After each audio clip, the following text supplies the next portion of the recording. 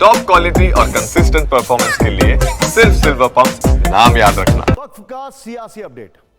इस वक्फ संशोधित कानून पर इस वक्त विस्फोटक लड़ाई का हॉटस्पॉट बंगाल ही बना हुआ है। आज कोलकाता के नेताजी इंडोर स्टेडियम में इमाम एसोसिएशन ने एक मीटिंग की जिसमें सीएम ममता बनर्जी भी पहुंची। यहां से उन्होंने मुसलमानों को क्या भरोसा दिया, इस बैठक की बिग पिक्चर क्या है, यह हम आपको बताएंगे। लेकिन पहले उस मुद्दे पर आते हैं जिसे लेकर सबसे ज्यादा कंट्रोवर्सी हुई है। उस कंट्रोवर्सी का कनेक्शन इसी जनसभा से।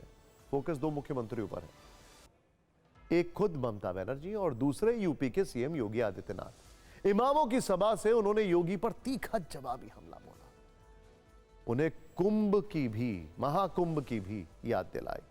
मुर्शिदाबाद हिंसा के बहाने कल सीएम योगी ने कहा था कि बंगाल जल रहा है। ममता बनर्जी दंगाइयों को शांति दूत कहती हैं, लेकिन जो लोग केवल बल की भाषा समझते हैं वो शब्दों से नहीं मानेंगे। इसके जवाब में आज ममता ने कहा कि यूपी के सीएम योगी बड़ी बड़ी बातें कर रहे हैं, वो सबसे बड़े भोगी हैं। ममता ने कहा कि योगी सबसे बड़े भोगी हैं। महाकुंभ में कई लोगों की जान चली गई, एनकाउंटर में लोग मारे गए और योगी लोगों को रैलियां नहीं निकालने देते। वक्त पर कैसे देश के दो राज्यों के मुख्यमंत्री भिड़े हुए हैं, यह तो आपको जरूर देखना चाहिए। आप देख रहे होंगे बंगाल जल रहा है, वहां की मुख्यमंत्री चुप है, दंगाइयों को शांति दूत कहती है। अरे लातों के भूत बातों से कहां मानने वाले हैं। लेकिन सेकुलरिज्म के नाम पर इन लोगों ने दंगाइयों को दंगा करने की पूरी छूट दे रखी है। जोगी बड़ो बड़ो बात कर रहा है, सबसे बड़ा भोगी है।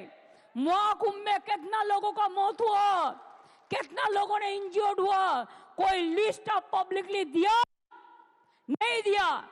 बड़ा बड़ा बात करते हो, कितने एनकाउंटर में मैं मारा, एक भी में रैली किसी को नहीं करने देते, एक भी मिছিল नहीं करने देते, लोगों को डर दिखा के रख दिया, लोगों ने एक रैली भी नहीं कर सकता है। जमीन के नाम पर जो लूट थी वह रुकने वाली है और उसने इन लोगों को परेशानी है।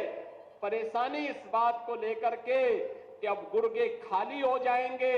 तो पहले जो जनता को लूटते थे, इनको अब भय है कि इनके द्वारा पाले गए गुर्गे कहीं भस्मासुर हुए तो कहीं अब इन्हीं को न लूटने लग जाएं। ए बीजेपी वालों, अच्छा से सुन लो, इसमें वाका प्रॉपर्टी में हिंदू लोग भी रहता है। आप चाहते हैं कि स्टेट वॉकअप बोर्ड तोड़ जाए, उसका पावर आप लेने चाहते हैं। और कितना पावर चाहिए आपको?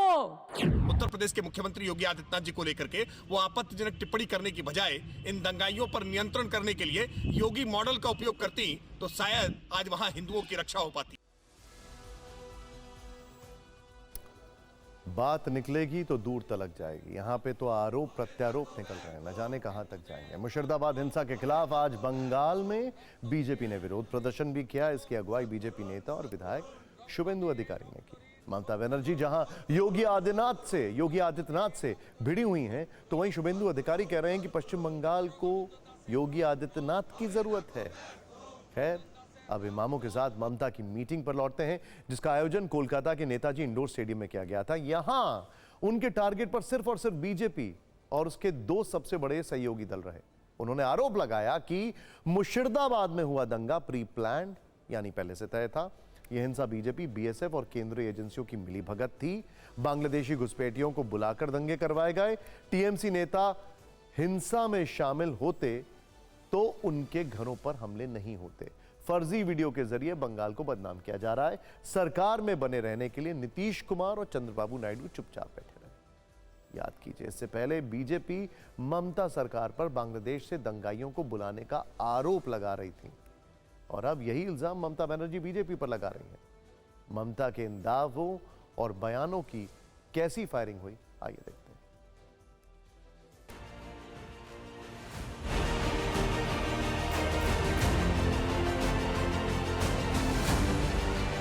बीजेपी बाहर का गुंडा लेकर, ये उसका प्लान है।